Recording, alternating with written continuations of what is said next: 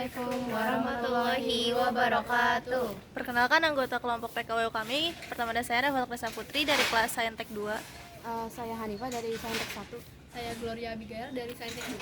Saya Amanda Putri dari Saintek 1. Saya Safira Aulia dari Saintek 5. Dan di sini kami akan Mewawancarai pemilik kebun anggur Shane Garden yang ada di Puri Gading. Oke.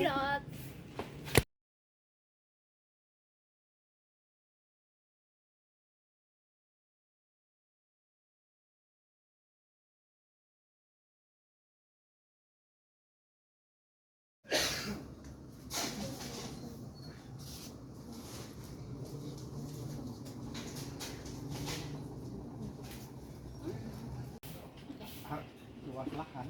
Iya. Dan kita disuruh soal Kita mau nanya-nanya soal bisnis yang Bapak ini. Sama bertugas ke dulu kan? Prakarya dan kewirausahaan di pelajarannya tuh. Jadi kita mau nanya dari segi Bapak itu Pak yang pertama. Kalau boleh tahu, Rahatnya tuh dari Bapak sendiri atau sewa atau keluarga atau gimana Pak? Sendiri, terus kemudian apa lagi? Kan pertanyaannya itu kan? Punya sendiri. Terus luasnya nih berapa nih Pak? Luasnya 300 meter persegi nih. 300 meter persegi. Ini full untuk akun sendiri akun sendiri. Ya, nah, di sini nih mulai 300 meter persegi itu dari mulai greenhouse sampai sini. Tapi lahannya greenhouse sendiri sekitar 150 meter persegi yang di bawah itu.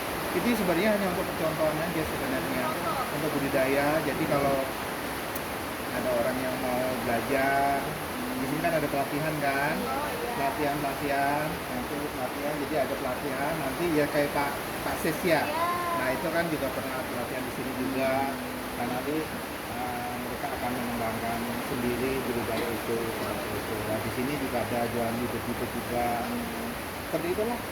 Tapi lebih di sini lebih ke arah kayak mirip kayak labnya aja.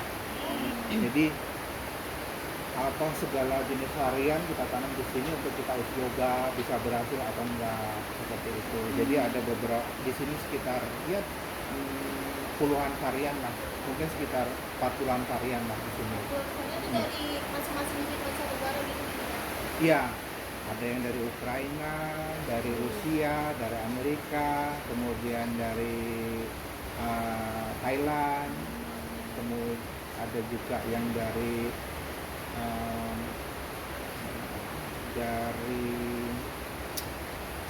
Jepang juga ada. Gitu. Terakhir malah ada juga yang dari Israel juga ada. Ya itu ada.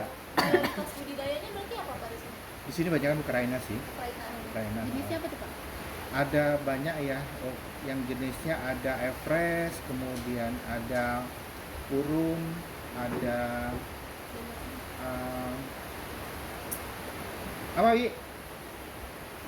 Banyak lah pokoknya, sampai lupa saya. Dominannya apa? Dominannya sini Tamaki yang dari Anggur yang Jepang, kayak gimana tuh Pak? yang hijau-hijau tadi yang sebelah sana tuh. Oh ya dari awal. Ya, kemudian ada juga yang di sini ada lagi berbuah juga, ada yang Autumn Crispy yang dari Australia. Ada, kemudian ada yang panjang-panjang lagi berbuah itu Moondrop juga lagi berbuah. Yang dari Gosvi itu dari Ukraina, yang lagi berbuah juga ini yang dari Jepang juga, Saint Muscat udah berbuah juga. Nah itu ada yang unik-unik yang sulit dibuahkan, akhirnya kita bisa buahkan. Oh iya Pak. Nah kayak yang paling sulit kayak Saint Muscat itu susah dibuahkan. Di Indonesia tuh. Susah. Akhirnya kita bisa. Kemudian yang Moondrop yang lonjong-lonjong panjang itu juga lagi belajar buah itu di sana. Kemudian ada yang jenisnya Gosvi, kemudian ada Alfika, Everest, banyak sih sebenarnya sampai nggak hafal saya. saking banyak. Paling itu macam-macam. Mm-mm. Buat atap-atap kayak gini Pak. Untuk greenhouse-nya ya. Iya. Untuk greenhouse-nya sendiri kita memang ada untuk atapnya itu khusus plastik sendiri, plastik greenhouse ya. Yang itu untuk meredam UV ya, plastik UV namanya. Iya. Nah itu atap-atapnya itu greenhouse-nya. Nah rata-rata memang satu untuk menghindari hujan, yang kedua juga untuk mengurangi ultraviolet ya, seperti itu. Dan Kemarin juga kita belajar dari Pak Sis, katanya kalau nanam anggur itu dia butuhnya panas. ya betul. Yang dibutuhkan anggur itu salah satu hal yang paling penting itu harus kena sinar matahari secara langsung. Itu kemudian tentunya yang lainnya nutrisinya, pupuk-pupuknya. Kemudian di sini kita juga modifikasi untuk medianya atau tanamnya. Karena di sini kan tanahnya tanah lengket dan banyak mengandung air ya. Itu kurang cocok untuk anggur. Makanya kita modifikasi dengan media khusus. Sebenarnya ada di sekitar kita ada ya, sekam bakar, sekam mentah, kotoran hewan, kambing itu. Nah itu kita campur sampai matang, kemudian kita jadikan media seperti itu. Kira-kira untuk kayak plastik UV di greenhouse ini habis berapa meter gitu sih Pak? Tergantung dari luas dari ini ya, greenhouse kita ya. Kalau ini kan sekitar 150-an itu paling ya habisnya sekitar 200 ya 250-an lah, 250 meter square paling habis gitu lah. Habis berapa tuh Pak? Kalau buat bikin kayak gini tuh habis berapa? Biayanya? Sebenarnya banyak jenisnya ya. Untuk greenhouse ini bisa terbuat dari baja ringan, kemudian dari kalau ini kan dari holo ya, dari besi ya. Ini relatif lebih kuat, tahan lama juga, dan secara estetika lebih bagus ya. Nah, itu kira-kira per meter persegi itu biayanya kurang lebih sekitar 350.000 sampai 500 lah per meter persegi biayanya seperti itu. Tapi kan itu untuk jangka panjang. Untuk jangka panjang. Karena ini bisa bisa tahunan ya, lebih dari 6 tahun, 7 tahun masih belum.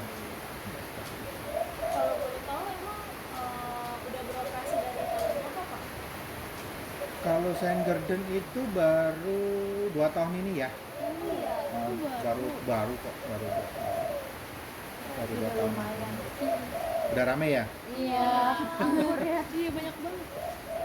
Baru 2 tahun Kak nih. 2 tahun ya Pak Rawi ya? Lebih ya? Oh berapa? 3 tahun? Enggak lah. Kurang dari 3 tahun. Ya sekitar 2 sampai 3 tahunan. Itu dari mulai awal bangunnya ya.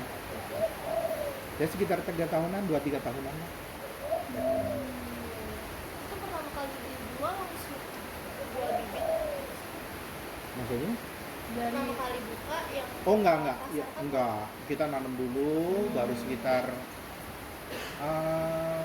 7-6 bulan, karena konsep kita membuahkan dulu baru kita jual.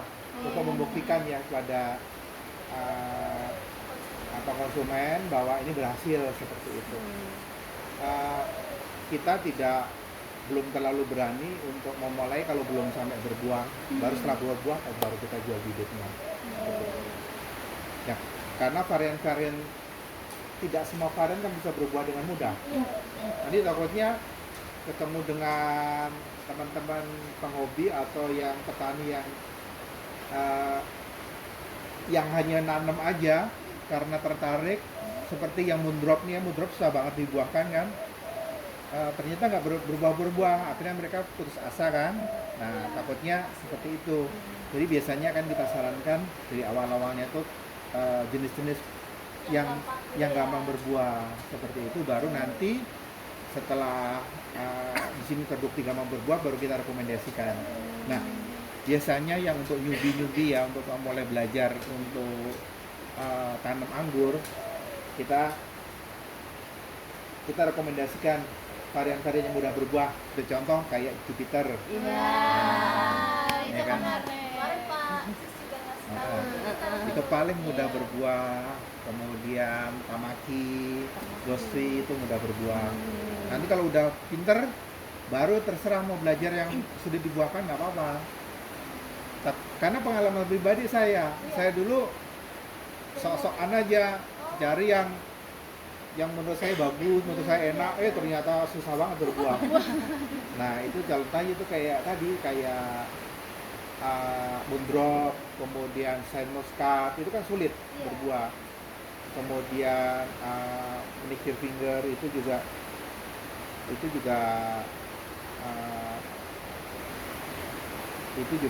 sulit berbuah ya. Jadi tapi kemudian oleh waktu kan kita tahu nih akhirnya bisa kita buahkan. Harusnya kalau waktu kita mulai berbuah itu yang belajar mudah-mudah supaya kita nggak patah semangat. Gitu. Kalau boleh tahu apa aja sih alat yang Bapak gunain buat merawat anggur? Untuk peralatan untuk penanam anggur sih sebenarnya umum ya untuk peralatan pertanian.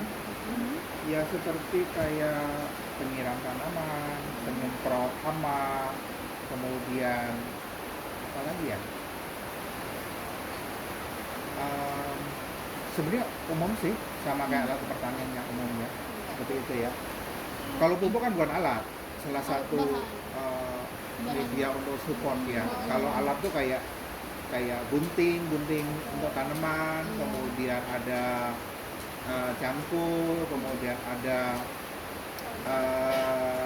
untuk memotong dahan, gitu ya, gunting memotong dahan, harus gunting memotong ranting tuh beda-beda, sama gunting memotong buah, itu juga beda-beda modelnya. Kayak gini nih untuk buah nih, untuk buah atau ranting, nah, beda lagi kecil nih. Nah ada juga yang untuk memotong